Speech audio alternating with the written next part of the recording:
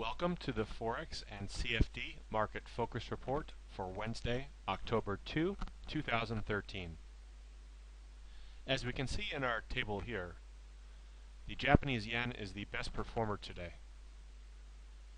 We have significant weakness in both the Australian dollar complex and the New Zealand dollar complex. This means that the risk-off trade is on today, as heightened and elevated risk aversion is pushing FX liquidity into safer currencies such as the Japanese yen. Let's go ahead and take a look at our calendar today.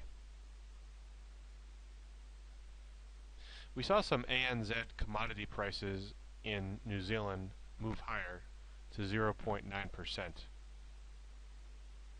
In Australia tonight, we had a moderation in building approvals activity, falling 4.7% month on month and moderating to 7.7% year over year. Also moderating was the Australian trade balance to minus 815 million Australian dollars.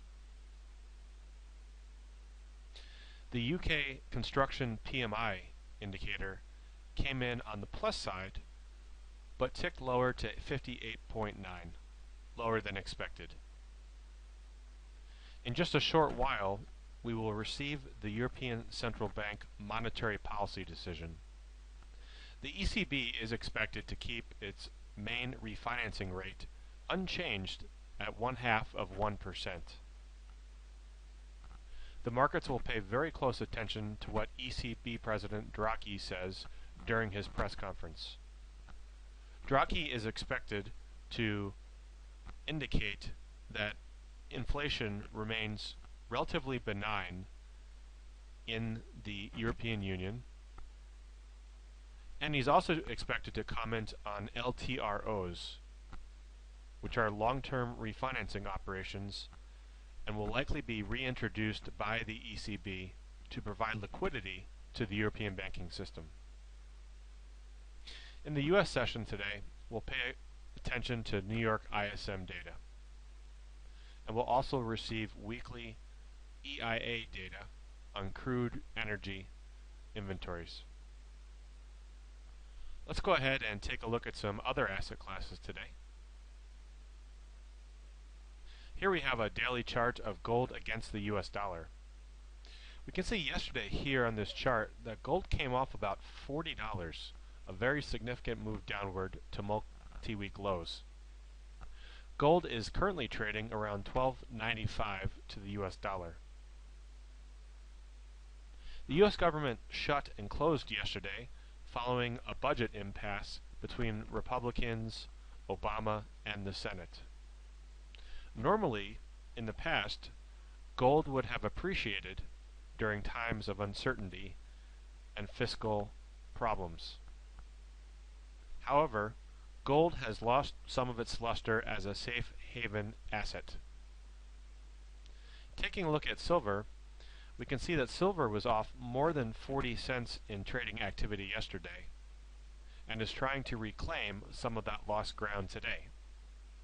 We can see that silver is currently trading around 21.18 against the US dollar on this daily chart. Moving over to the energy complex, here we have a chart of Brent crude futures against the US dollar. This is a daily chart. We can see that Brent crude futures are currently trading around 107.24. Moving over to West Texas Intermediate futures, we see continued downward pressure for this asset. As we can see here, from peak to trough, it's off about $10 over the past 5 or 6 weeks. WTI is trying to move higher today. We can see it's currently trading around 101.55. But with the US government shut down, there will be less federal demand for energy products in the US, and this is keeping a lid on prices. Let's move back over to FX and take a look at some Forex action. Here we have a daily chart of the US dollar activity index. We can see there's no real clear intraday trend for the US dollar, currently trading right around this blue neutral line. There are not too many data due out in the US today other than the New York ISM numbers, so the US dollar will probably take its cues elsewhere. Traders continue to monitor developments regarding the fiscal situation in the US. The Euro activity index, which we can see here, is moving higher today. There's a nice upward trend and intraday upward bias for the euro. Traders are purchasing the euro ahead of the ECB interest rate and monetary policy decision and remarks from ECB President Draghi. Earlier today in the Eurozone, Greece's Samaras called for the European Union to help bolster Greek debt in November. Remember, today's key event with regard to the ECB is whether or not ECB President Draghi talks about long-term refinancing operations. Japanese yen is sailing very high today. The Nikkei was off more than 2.1%. A nice clear upward intraday trend and bias here in the Japanese yen can be seen, which is a continuation of activity over recent trading days.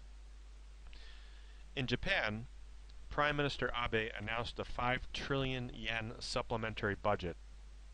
The markets were underwhelmed by this amount, however, as they wanted more stimulus. Yesterday, the Abe government announced an increase in the national sales tax to 8% from the current 5% level. That change will go into effect in August 2014. Moving over to the British pound, we saw that slight pullback in construction PMI data earlier today. Nonetheless, the pound is moving higher. There's a nice upward bias here in the pound daily activity index. Looking at the Swiss franc, we can see that the Swiss franc has recovered a little bit today. Not much of a clear bias for the Swiss franc, although it is in a little bit of an intraday uptrend. We mentioned earlier that the Australian dollar was one of the weak performers today. Here we can see a clear downward bias intraday trend for the Aussie. It's clearly a risk aversion day so far during the Australasian and the European sessions. Higher yielding currencies like the Australian dollar and the New Zealand dollar are suffering as a result of this risk aversion. Yesterday, the Reserve Bank of Australia, RBA, announced that it was keeping its benchmark lending rate unchanged at 2.5%. Also, RBA yesterday neglected to mention the recent strength of the Australian dollar, and this caused the tremendous intraday appreciation we saw in the Australian dollar yesterday. The Canadian dollar remains underwater and a clear underperformer. Here we can see that the recent downward trend and bias in the Canadian dollar continues. We just mentioned that the New Zealand dollar was underperforming. Here we can see that it is underwater for the day. A nice intraday trend downward. We expect this bias may continue as long as risk aversion remains elevated. Let's go ahead and take a look at some FX instruments. This is a daily chart of the Canadian dollar against the Japanese yen. We can see here that the Canadian dollar failed to gain any sort of traction above this 94.85 level. That represents a 50% retracement of this trough to peak range from late August through late September. Any additional downward selling pressure on the C dollar we would expect would test 93.48, which is this Fibonacci support level right here. This is a daily chart of the New Zealand dollar against the Swiss franc. We can see that the New Zealand dollar came short of testing this 95.06 Fibonacci resistance level here, indicated with the blue horizontal line. It then took out short-term support that had come in around this red line seen at 74.60 and moved below a recent low of last week around 74.53. Any additional selling pressure on this cross rate for the New Zealand dollar we would expect would test support around 73.92 and finally down around 73.25.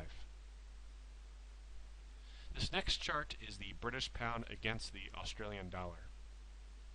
We can see a significant reversal and move higher here today by the British pound. Sterling came just short of testing the 171.77 level. That's this red Fibonacci support line here. And then it moved sharply higher, taking out the next Fibonacci resistance level at 172.49. That's this red horizontal line here. And then it reached the 173.38 level here. That's this red Fibonacci line here. So a nice upward trend is continuing for the pound against the A dollar. Our next upside target remains this 174.20 area here, which was yesterday's high. Finally, this is a daily chart of the euro against the dollar. We can see the euro came off to test some short-term Fibonacci support right around the 135.09 area. That's this red horizontal line here. The euro appreciated higher and perfectly tested some short-term Fibonacci resistance around 135.39. That is this horizontal line here. Any additional buying pressure for the euro against the dollar, we would anticipate a test of the 135.57 Fibonacci resistance level here. We thank you very much for turning in to today's Forex and CFD Market Focus Report.